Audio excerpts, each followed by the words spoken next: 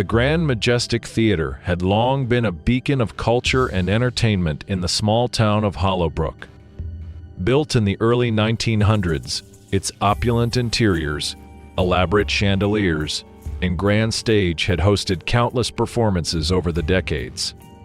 But beneath its lavish facade, the theater held a dark secret that few dared to speak of.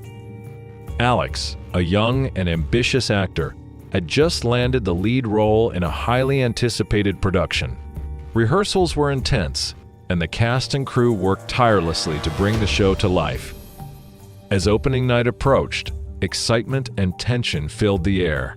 However, whispers among the cast hinted at the theater's haunted past, and Alex couldn't help but feel a sense of unease.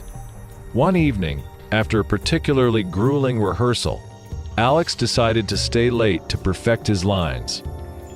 The theater was eerily quiet, with only the faint hum of the stage lights breaking the silence. As he stood center stage, reciting his monologue, he felt a sudden chill.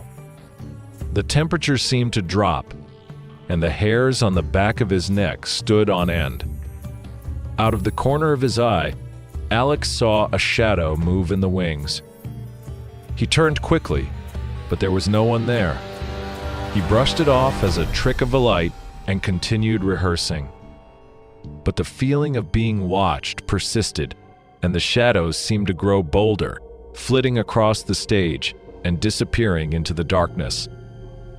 Determined to shake off his paranoia, Alex took a deep breath and continued. But as he delivered his lines, the stage lights began to flicker. The once steady beams now danced erratically, casting unsettling shadows on the walls. Alex's heart raced, and his voice wavered as he struggled to maintain his composure. Suddenly, the lights went out completely, plunging the theater into darkness. Alex stood frozen, his breath coming in shallow gasps. He fumbled for his phone to use as a flashlight, but before he could turn it on, a soft, ethereal voice echoed through the theater. "Why are you here?" the voice whispered, sending a shiver down Alex's spine. "Who's there?" Alex called out, his voice trembling. The voice didn't respond, but the temperature dropped further, and Alex could see his breath in the cold air. He felt a presence behind him and turned slowly, his phone's flashlight cutting through the darkness.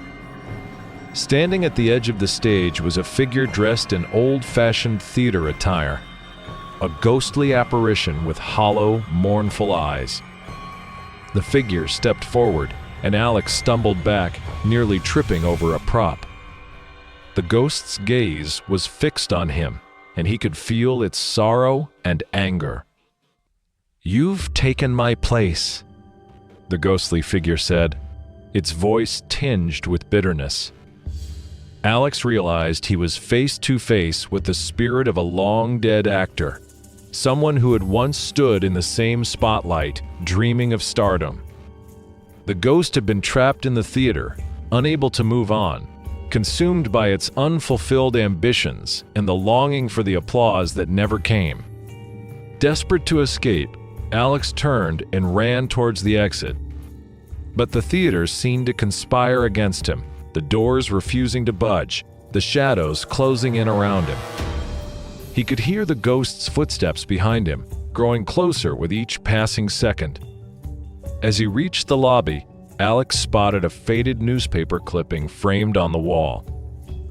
It told the tragic story of an actor who had died in a freak accident on the very stage he now performed on. The actor's final performance had been met with an empty theater, no audience to witness his talent. His spirit had been trapped, forever seeking the applause and recognition he craved. In a moment of clarity, Alex understood what he had to do. He returned to the stage, the ghostly figure following him.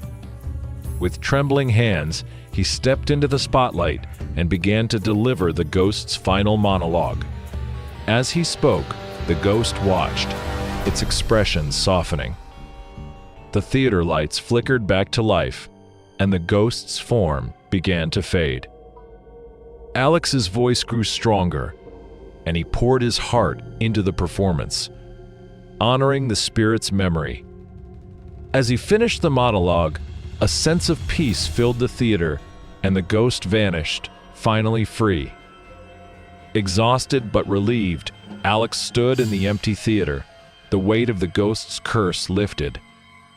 He knew he would never forget the night he faced the spirit of the Grand Majestic Theater and helped it find the closure it had long sought.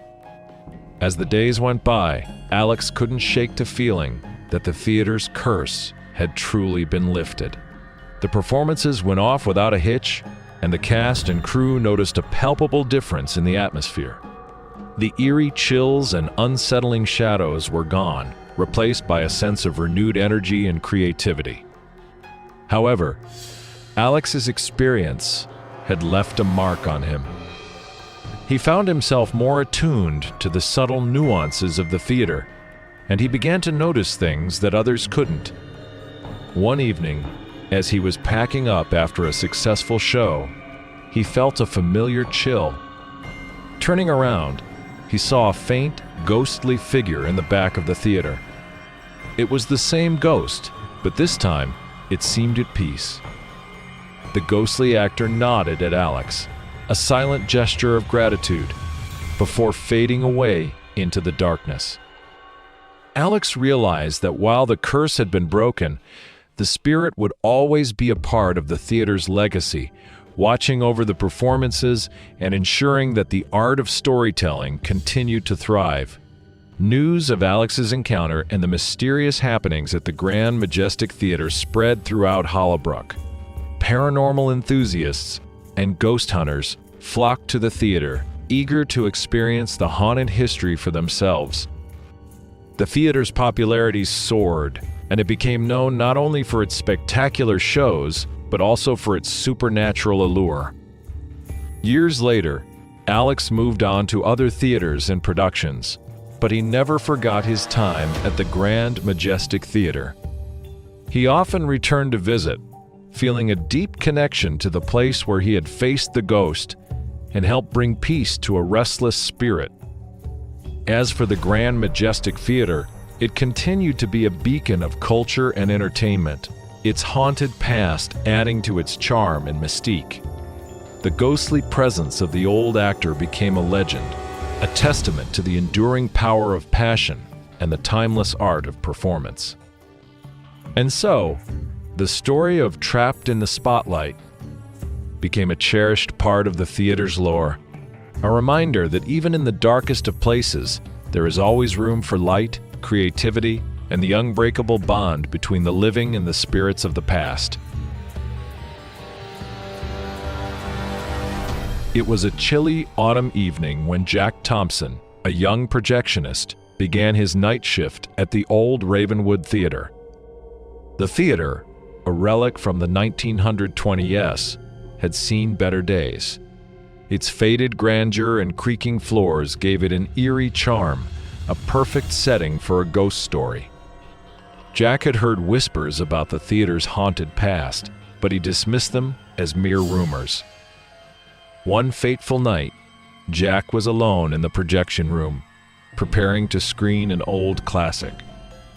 The film reels were heavy, and as he loaded them onto the projector, he noticed a peculiar reel that wasn't on the schedule. It was labeled The Projectionist's Curse. Intrigued and a bit unsettled, he decided to play it. As the film began, the screen flickered, and the haunting melody of an old piano echoed through the empty theater. The black and white footage depicted a familiar scene, the Ravenwood Theater, but in its prime. The audience was filled with elegantly dressed patrons, all mesmerized by the film. Suddenly, the scene shifted to the projection room, where a shadowy figure worked tirelessly. Jack felt a chill run down his spine as he realized the figure bore an uncanny resemblance to him. The film took a darker turn, showing the projectionist being cursed by an unknown entity. The curse bound him to the theater, forced to replay the same haunting reel night after night, forever. The cursed projectionist's face twisted in agony, and Jack felt an overwhelming sense of dread. As the film ended, the projector malfunctioned, the lights flickered, and the air grew cold. Jack's heart raced as he tried to calm himself. He decided to leave the projection room and check the theater, hoping to shake off the unsettling feeling. However, as he descended the stairs, he heard faint whispers and the sound of footsteps behind him. He turned, but no one was there. Jack's flashlight flickered, casting eerie shadows on the walls. He made his way to the main theater hall, where the seats creaked as if an invisible audience was shifting in their seats. The whispers grew louder, and Jack felt a presence watching him. His breath quickened, and he hurried to the exit, but the doors were locked. In a panic, Jack ran back to the projection room, hoping to find a way out. The room was dark, and the only light came from the malfunctioning projector. He fumbled with the equipment, trying to find the source of the problem. Suddenly, the screen lit up again, showing the cursed projectionist staring directly at him. Jack's fear intensified as the figure in the film began to move, reaching out as if trying to escape the screen. The theater walls seemed to close in, and the whispers turned into anguished screams. Jack felt an invisible force pulling him towards the screen, and he struggled to break free. Desperate, Jack remembered an old legend about breaking the curse. He had to confront the cursed projectionist and destroy the film reel.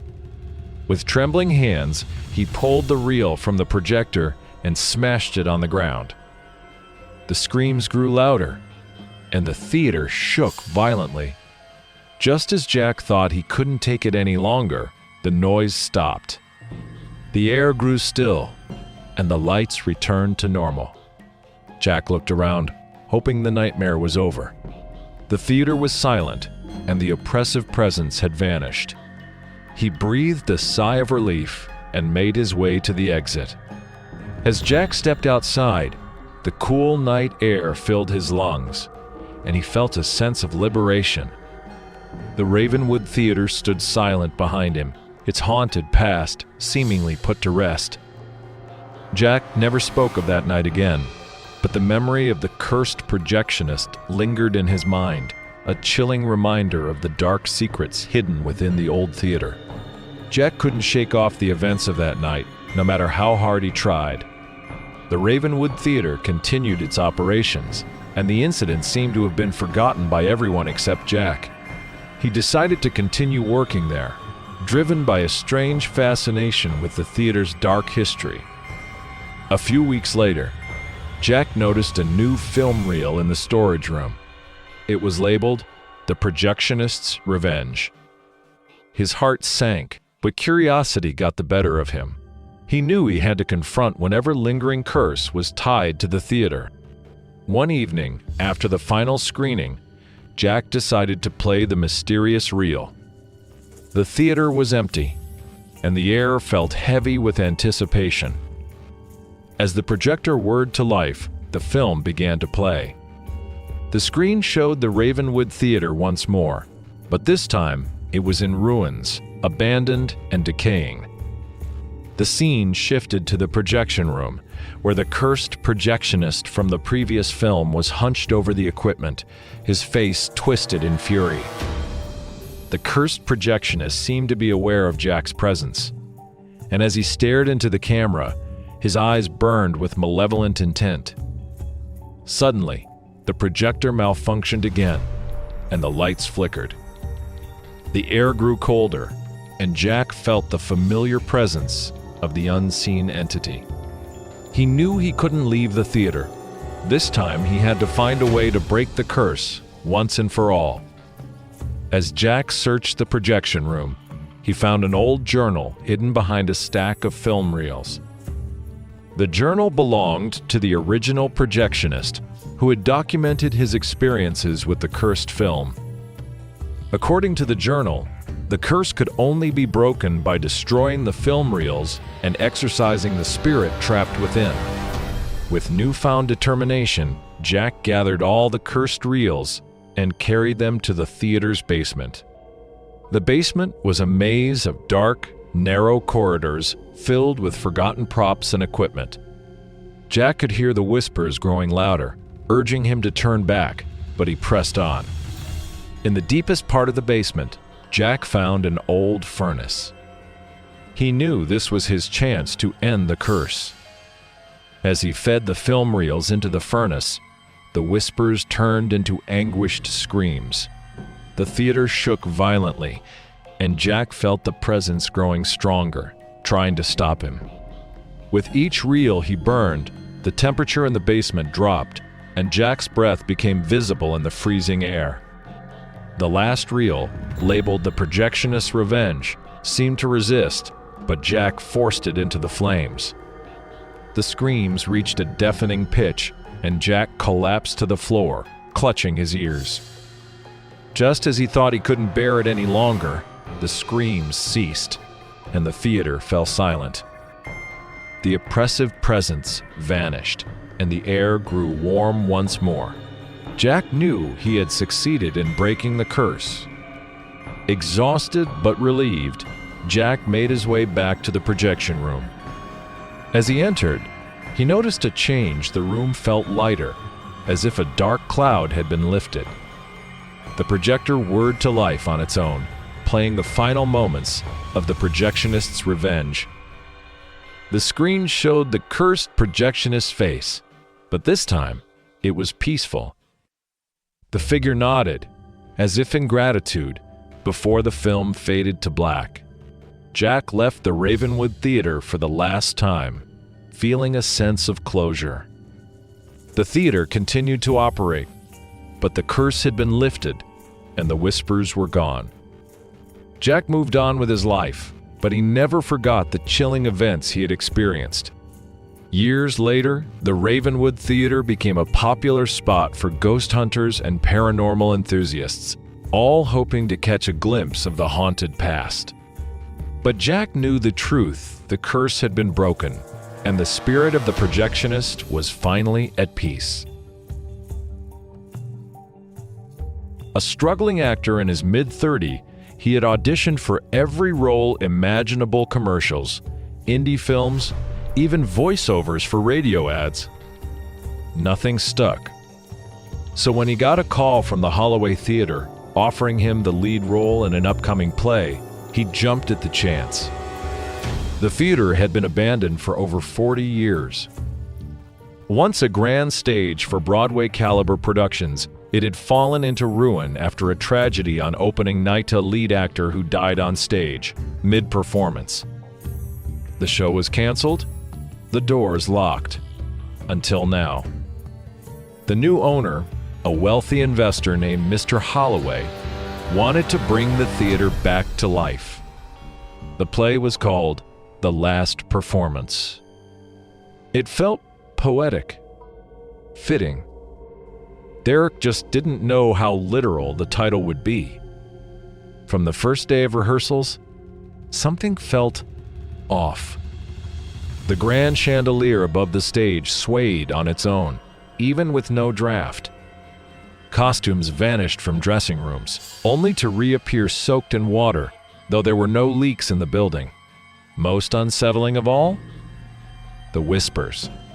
Every night, as Derek practiced his lines on the empty stage, he swore he could hear a voice from the balcony.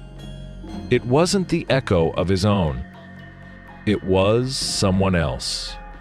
A voice soft but urgent. Desperate. Don't say the final line. He brushed it off. Nerves. Stress. Just the weight of a career finally getting a real shot. Until people started disappearing. First, it was the understudy. She missed rehearsals. No calls, no texts. Her apartment was empty-like. She had never existed. Then, the stage manager. Gone. His phone left behind on a prop table. still buzzing with unanswered messages. By the time Derek started questioning the history of the theater, it was too late, because that's when he found the script. The pages had changed. The ending was different.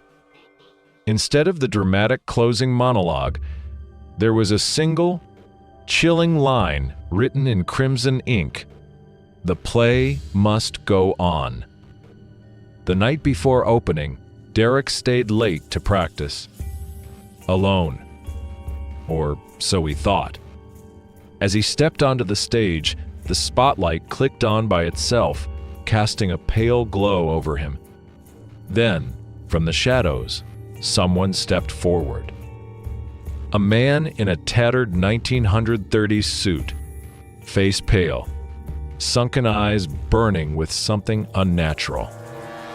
Derek recognized him instantly. Victor Langley, the actor who died on this very stage. Victor smiled. Finally, a worthy replacement. The theater shook.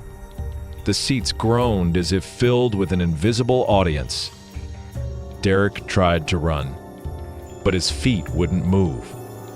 Victor raised one hand, and the ghostly audience began applauding. The sound was deafening, cracking the walls. And then Derek spoke the final line. He didn't mean to. He didn't want to. But the words ripped themselves from his throat. The show must go on. And with those words, he was gone. The next morning, the director arrived to find the script changed again. Derek's name was gone. In its place, the new lead role. A new actor. The show continued, the curse unbroken. And from the shadows of the Holloway Theater, Victor Langley waited for the next performer to step into the spotlight, for the next soul to take their place. Because some performances never end, not even in death. The police treated his disappearance like the others, just another actor who left town without a trace. The Holloway Theater remained open, the show going on night after night. But something was different. The audience whispered about it. The crew avoided mentioning it. The lead actor always changed. Every week, a new performer took the role of Jonathan Steele, the tragic protagonist in the last performance.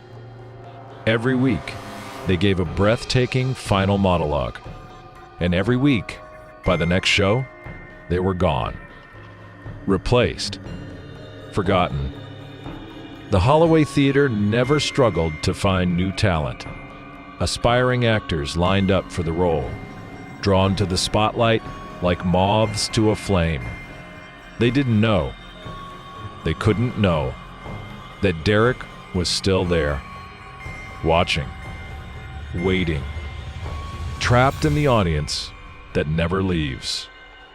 And in the darkness of the balcony, where no one dared to look, sat Victor Langley, grinning, applauding, waiting for the next performance to begin. Months passed. The Holloway Theater flourished. Until one night, a young woman named Emily Carter arrived. She wasn't like the others. She had heard the rumors, the whispers of vanishing actors and a play that seemed to be eternal. She wasn't there to audition. She was there to end it. Emily was Derek's younger sister, and she had been searching for him ever since he disappeared.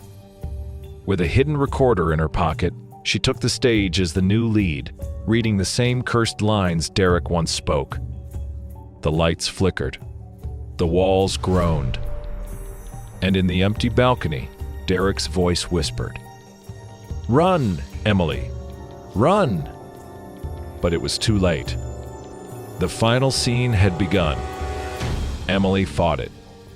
The invisible force pulling at her limbs, making her speak words she didn't choose. But she had come prepared. Instead of speaking the final line, she pulled out a lighter and a stack of old papers. The original script. The cursed contract. And she set it on fire. The flames raced up the walls, burning the history of the Holloway Theater. Victor Langley screamed. The phantom audience vanished. The cursed monologue was cut short for the first time in decades. And as the fire consumed the stage, Emily saw her brother one last time. A shadow in the smoke. A whisper of thanks. Before the theater collapsed in on itself. The Holloway Theater never reopened. The news called it a tragic accidentan electrical fire, an unfortunate loss. But Emily knew the truth. Garrick was free. And the cursed play? Finally, after 40 years, the last performance had truly ended. Or so she thought. Because one day, while walking past an old antique store, Emily saw something that made her freeze in terror. Sitting in the dusty window was an old, yellowed script. Its title? The Last Performance. Waiting. For someone to pick it up, to read its lines, to bring it back to life. Because some plays never end.